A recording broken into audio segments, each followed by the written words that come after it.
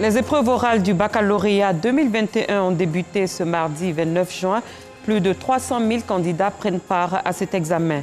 L'ancien président sud-africain Jacob Zuma a été condamné à 15 mois de prison pour outrage à la justice. Bonsoir, bienvenue dans le 19h. C'est parti ce 29 juin pour les épreuves orales du baccalauréat 2021. 312 771 candidats sont interrogés à compter de ce mardi.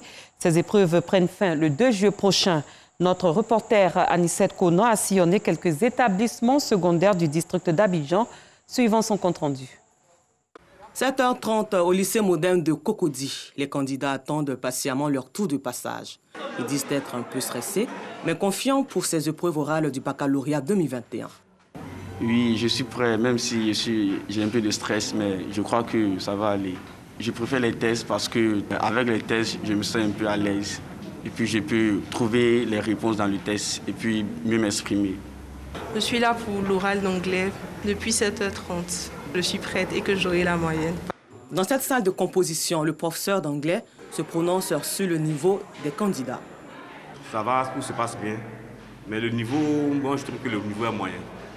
C'est la moyenne, hein, en fait, au moins 5 personnes déjà, bon, ils peuvent s'exprimer, mais voilà, c'est pas au-delà de la moyenne en fait. Pour Sita Soro, professeur d'espagnol, les enfants réagissent plutôt bien. C'est vrai qu'il y a certains qui sont un peu stressés, mais la plupart réagissent. Le stress va passer avec le temps, ils réagissent bien. On essaie de les déstresser et commencer comme c'est la première journée de l'oral.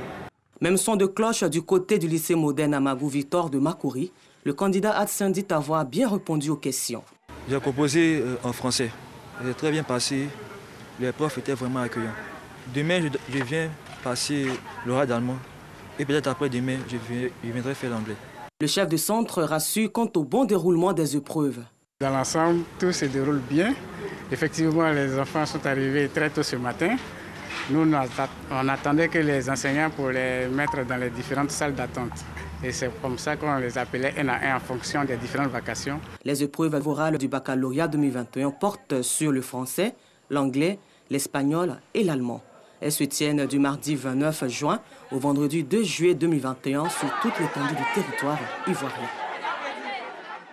Je m'engage en Côte d'Ivoire, c'est le nom d'une campagne lancée par les organisations de défense des droits de femmes en marge du forum Génération Égalité, un événement prévu du 30 juin au 2 juillet prochain à Paris, en France. Le but de cette campagne est de mobiliser l'engagement des acteurs locaux. La cérémonie de lancement s'est déroulée au siège de l'ONU Femmes en présence de notre reporter Georgette Ido.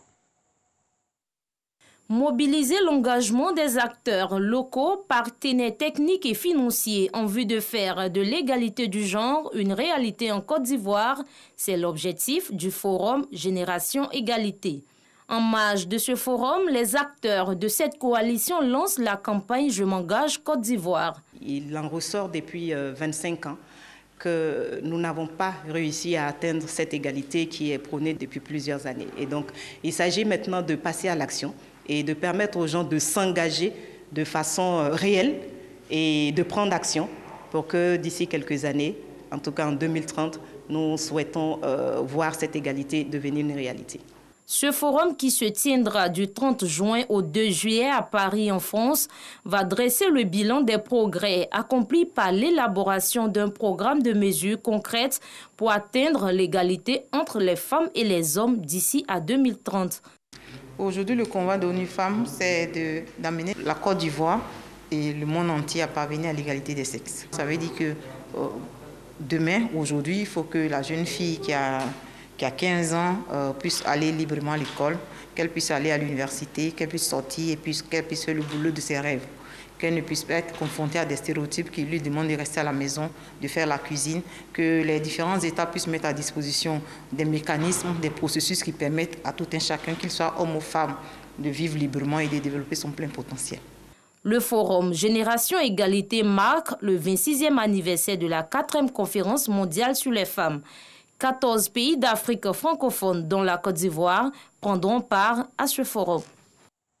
On s'intéresse à la première édition de la Nuit des religieux de Cocody, un rendez-vous tenu le 25 juin dernier. Il a réuni les responsables du COSIM, section Cocody, de l'église protestante évangélique CMA Côte d'Ivoire et de la paroisse Sainte-Famille de la Riviera 2. La première édition de la Nuit des religieux de Cocody vise à prôner la cohésion sociale et l'amour à travers des religieux. Nous en reparlerons dans nos prochaines éditions. La 4e promotion des étudiants en lecture du Coran en arabe et en sciences coraniques a effectué sa sortie le 26 juin dernier. Cette initiative de l'école confessionnelle islamique Nouroul Hidayat d'Atengue était placée sous le parrainage du ministre de l'Éducation nationale et de l'alphabétisation, Mariatou Kone. Colette Ilboudo, Alassane Drabou. La famille des lecteurs du Saint-Coran en arabe s'agrandit. Après 6 ans d'intense apprentissage, ces fidèles musulmans, dont 2 femmes, maîtrisent désormais la lecture du noble Coran en arabe et les sciences coraniques.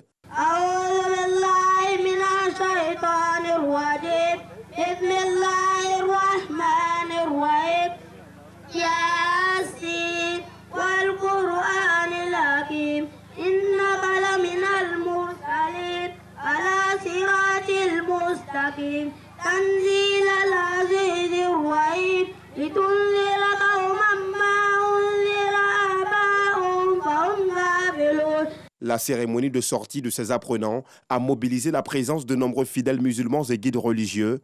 Cette 19e promotion a eu pour nom de baptême Kouranadjigi. Pour le fondateur de l'école confessionnelle islamique Nouroul Hidayat d'Atengue, l'objectif essentiel de la formation est non seulement de contribuer à bannir la fatalité de l'ignorance qui pèse sur la jeunesse musulmane, mais surtout faire émerger en Côte d'Ivoire des cadres consciencieux qui ont la crainte de Dieu. L'école confessionnelle islamique, tout le monde sait qu'est-ce qui passe là, les élèves, qui n'ont qu'à sortir en tant que cadre de pays. Voilà, parce que nous on fait le français, l'arabe et l'anglais.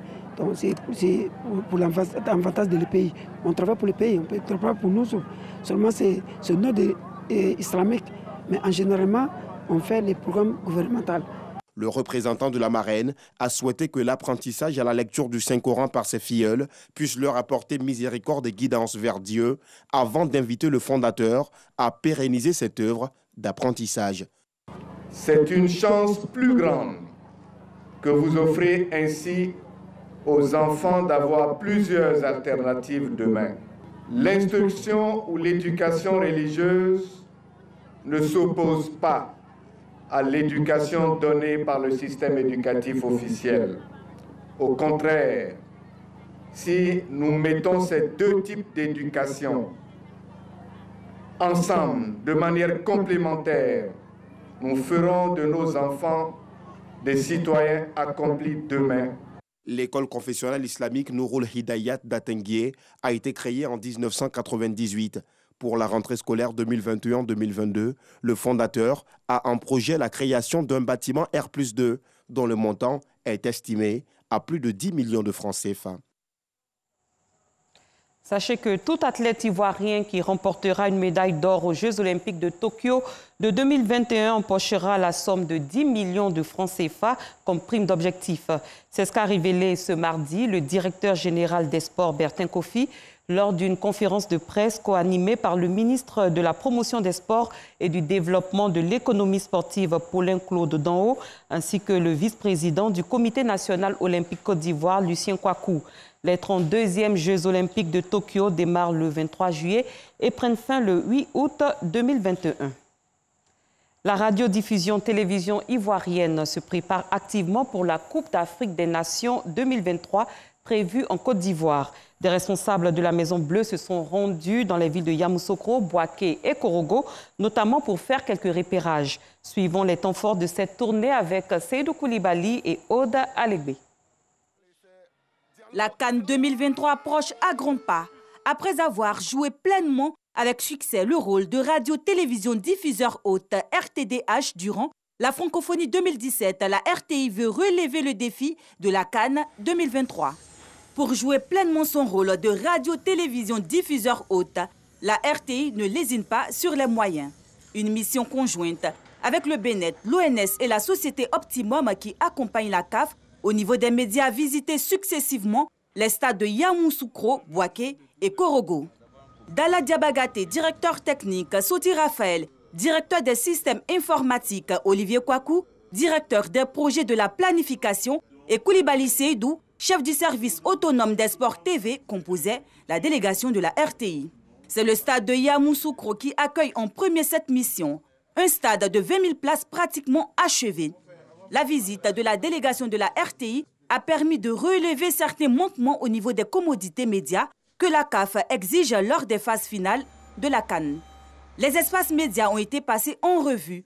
Le studio télé, le studio radio, les cabines commentateurs et les tribunes presse sont prêts. Certains espaces sont prévus comme le Broadcast Area qui nécessite près de 1000 mètres carrés et qui sera l'un des centres névralgiques des retransmissions des matchs. Des espaces comme la salle des photographes ou le bureau du responsable de presse qui n'étaient pas prévus sont à réaliser, tout comme la salle de presse ou centre média qui est à agrandir. Plusieurs points ont été abordés avec les responsables du BNet et de l'ONS par les responsables techniques de la RTI et de l'entreprise Optimum. Après Yamoussoukro, le stade de Bouaké en phase de finition et celui de Korogo, qui a pris du retard, ont été visités. Et toutes les remarques concernant les médias ont été notifiées aux responsables de ces deux sites. Des commodités nécessaires et obligatoires pour que la CAF homologue ces stades et surtout permettre une meilleure retransmission des matchs. À l'étranger, Nandi Kanu, le dirigeant séparatiste pro-Biafra, une région du sud-est du Nigeria, a été arrêté et ramené dans ce pays après une cavale de plusieurs années. Il doit être jugé pour 11 chefs d'accusation, dont le terrorisme. La Somalie a fixé au 10 octobre 2021 l'élection de son président, un scrutin dont le report avait provoqué ces derniers mois l'une des pires crises politiques récentes. Selon un calendrier publié par le bureau du Premier ministre Mohamed Hussein Roble, à l'issue de 2 jours de négociations entre les dirigeants politiques, l'élection présidentielle viendra clôturer un processus électoral qui démarrera le 25 juillet prochain avec l'élection du Sénat. La Cour constitutionnelle sud-africaine a condamné ce mardi l'ancien président Jacob Zuma à 15 mois de prison pour outrage à la justice après son refus de comparaître devant une commission anticorruption lui ordonnant de se rendre dans les 5 jours.